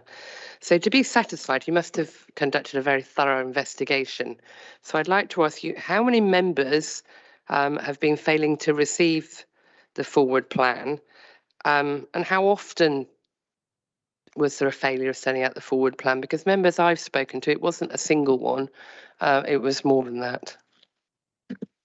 In terms of the frequency, this is the only example of the forward plan that I'm aware of, or I've been alerted to by members that it has not been provided. In terms of the extent of members who did not receive the forward plan published on the 25th of August, I don't believe that it's, from the inquiries that we've made with the software provider, we don't believe that it covered all members. But all I can say, as I say in the report, is that we've looked at the reasons for that. We work with Modern Gov, who are the providers of the software that we're talking about now. And I'm certainly as satisfied as I possibly can be at this point in time that that situation has been corrected. And I'm sure as members, you will have been seeing those alerts, those notifications now since this particular event. Yes, thank you for the rectification. They're certainly coming through now. But I think there was new members who weren't aware that they were missing getting something because they'd never had them. Thank you, Chairman. Yeah, I think this is an issue that does concern all councillors. So if anybody has any further questions, on this particular issue, I'd like to them to be fielded now, please.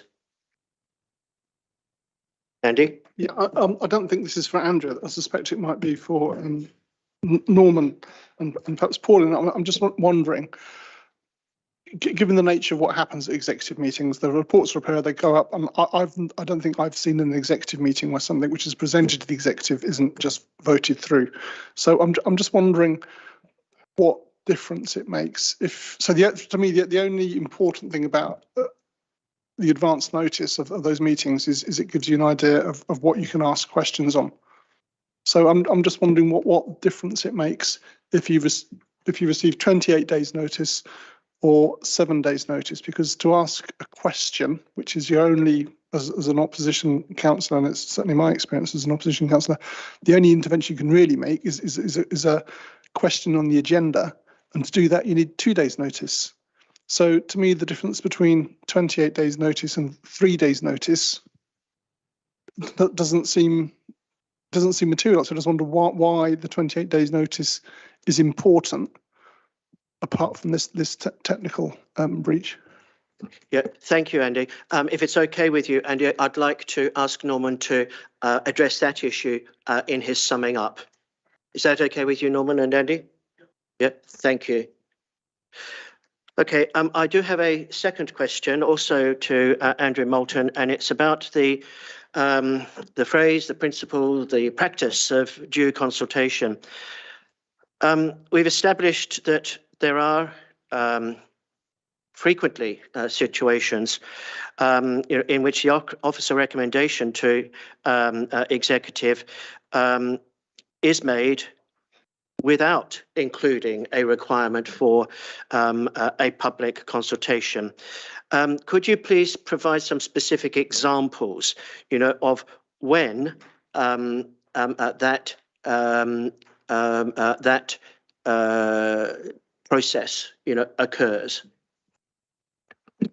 Thank you, Chairman. So I think the committee's already heard some examples this evening where decisions are taken without public consultation taking place. So I won't go through all those examples previously. What I would reiterate, and the point has been made, but I think you need to read that clause in its entirety. So due consultation and the taking of professional advice from officers.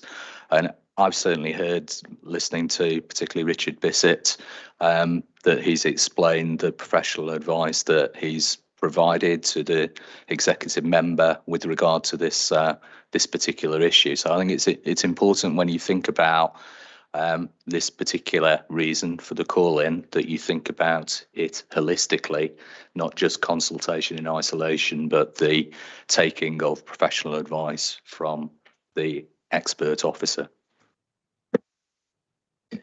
Thank you for that. Ian, would you like to add anything to that, that answer? Because you did take a decision not to include a public consultation. So if you'd like to elaborate on that at all. I had the advice of professional officers who have worked in this particular area for a long time. And because there is no fundamental change to the service, the caddies are still there, they're still perfectly capable of being used. I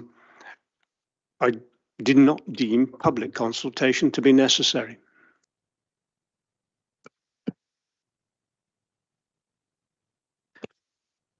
Right. Is there anybody else who would like to ask questions of Ian or any of the officers?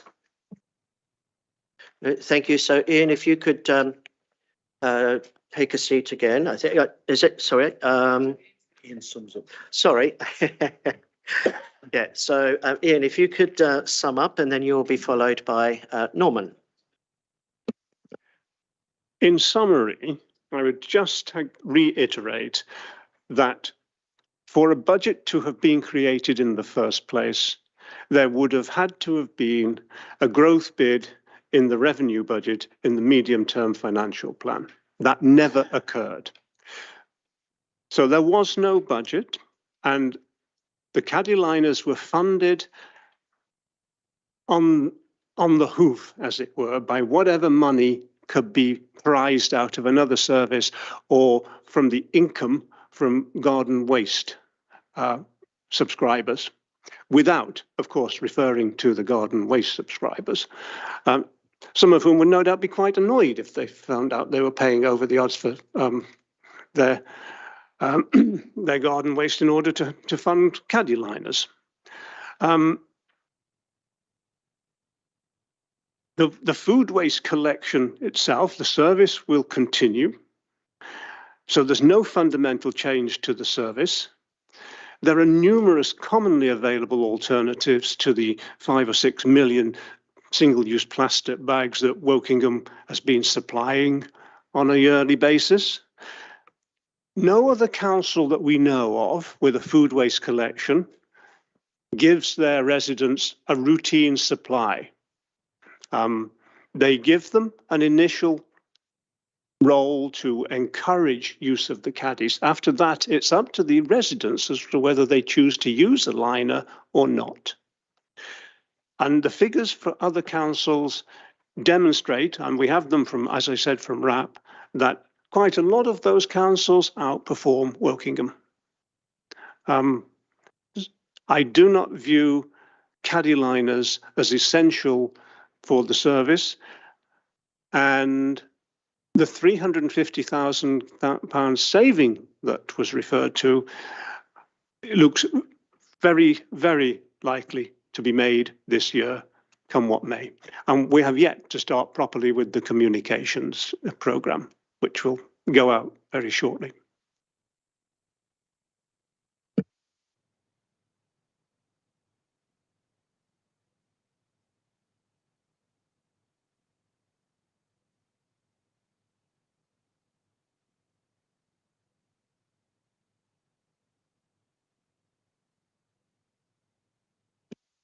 Thanks very much. Very interesting evening. Thanks everyone for your questions. It's flushed out a lot of the issues, which is good. Firstly, why was the process?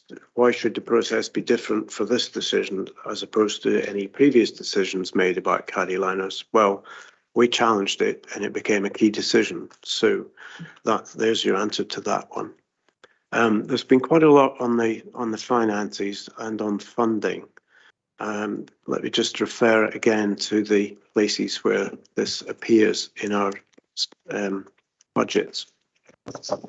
So the medium-term financial plan, page 70, it clearly states food waste diversion from blue bags to caddies, £350,000 this year.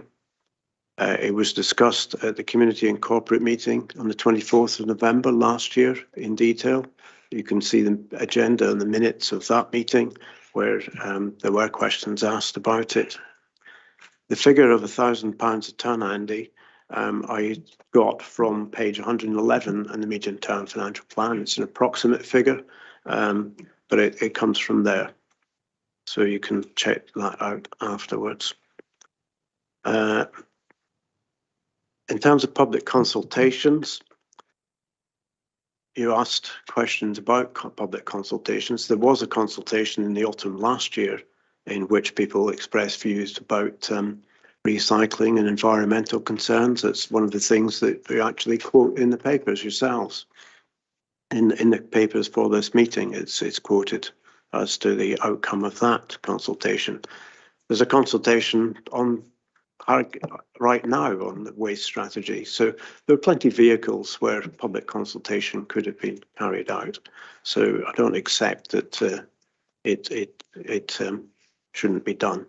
Also, as I said, engagement of the public would be helpful at all these stages.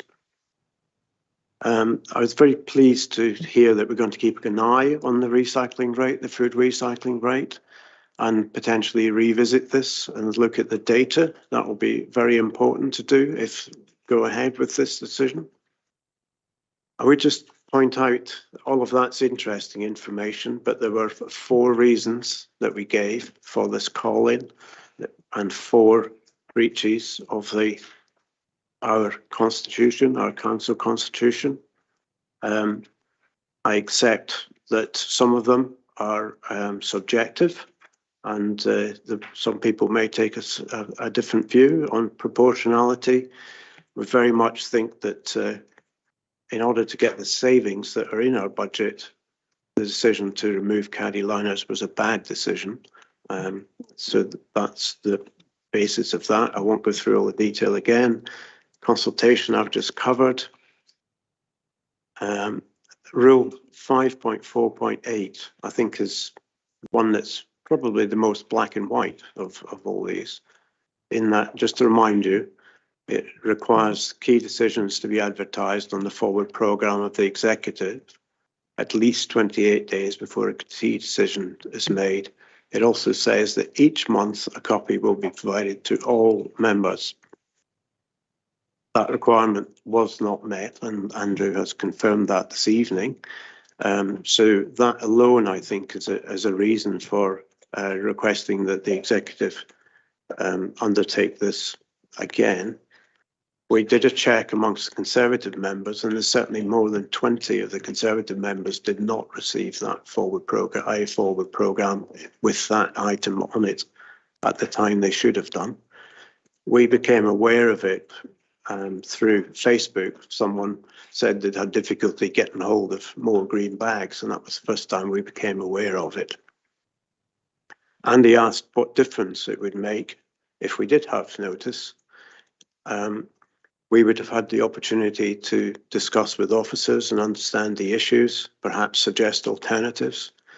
Amendment can be proposed, as you know, because you proposed amendment to an executive paper the other week. So amendments could be proposed, given sufficient time to work them through.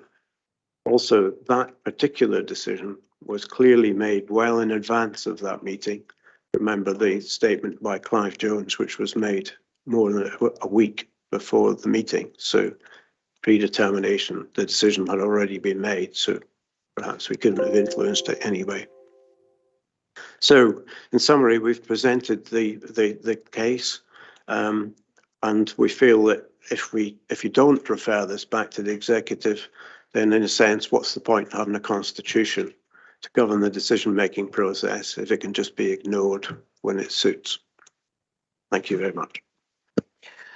Thank you, Norman. Just for clarification, I know that this section was for the non-executive member to sum up, but there was a very specific point that we did request, that Andy requested be included in that summing up. Okay, was that addressed to your satisfaction, Andy? He's spoken about it, so I'll leave it there.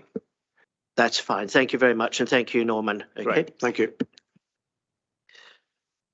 Right, so we've now reached the point at which we must all consider the evidence submitted, draw our conclusions and decide what recommendation we are going to make. I am, just so that there's absolutely, no misunderstanding at all, going to repeat the statement on the front cover, of the public document pack. I think there has been plenty of evidence this evening, that we have provided independent, critical friend challenge. We are required to work with the Council's executive and other public service providers for the benefit of the public. The committee considers submissions from a range of sources and reaches conclusions based on the weight of evidence, not on party political grounds.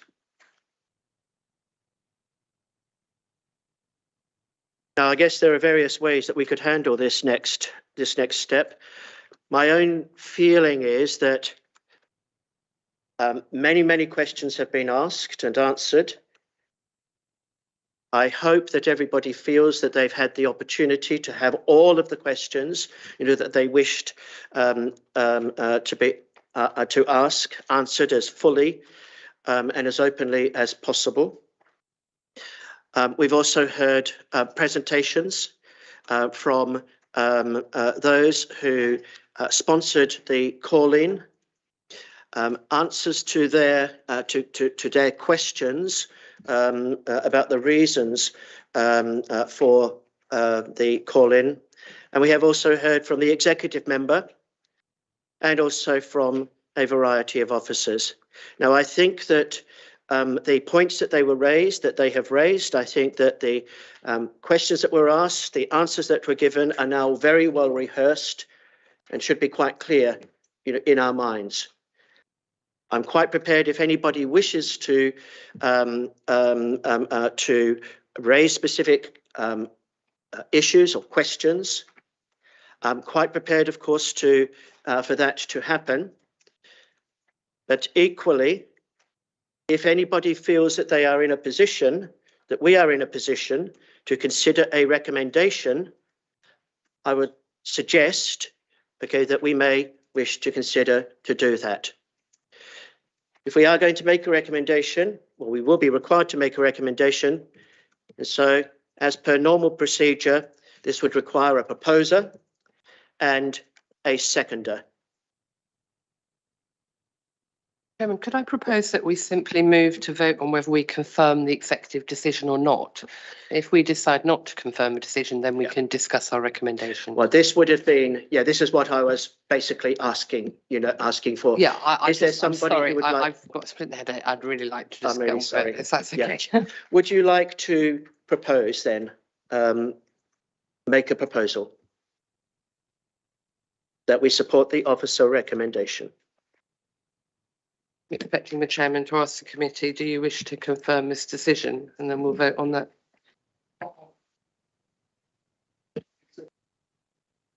Okay, so we have the recommendation here before us on page 5. We have, and everybody's clear what that recommendation is. So the committee is asked to consider the call-in request relating to the executive decision on food waste caddy liners and the officer response to the call-in, having considered so to determine whether to confirm the executive decision or to refer the matter back to the executive for further consideration. So what specifically were you proposing, Eddie? Sorry, thank you. I am proposing that we confirm the executive decision. Okay, do we have a seconder? Okay, so that's Andy, sorry, Adrian. Okay, all those in favour of confirming the executive decision, can you please raise your hands? 6. Okay, hands down. Okay, abstentions? And against? Okay, thank you very much. I believe that concludes the business for the evening.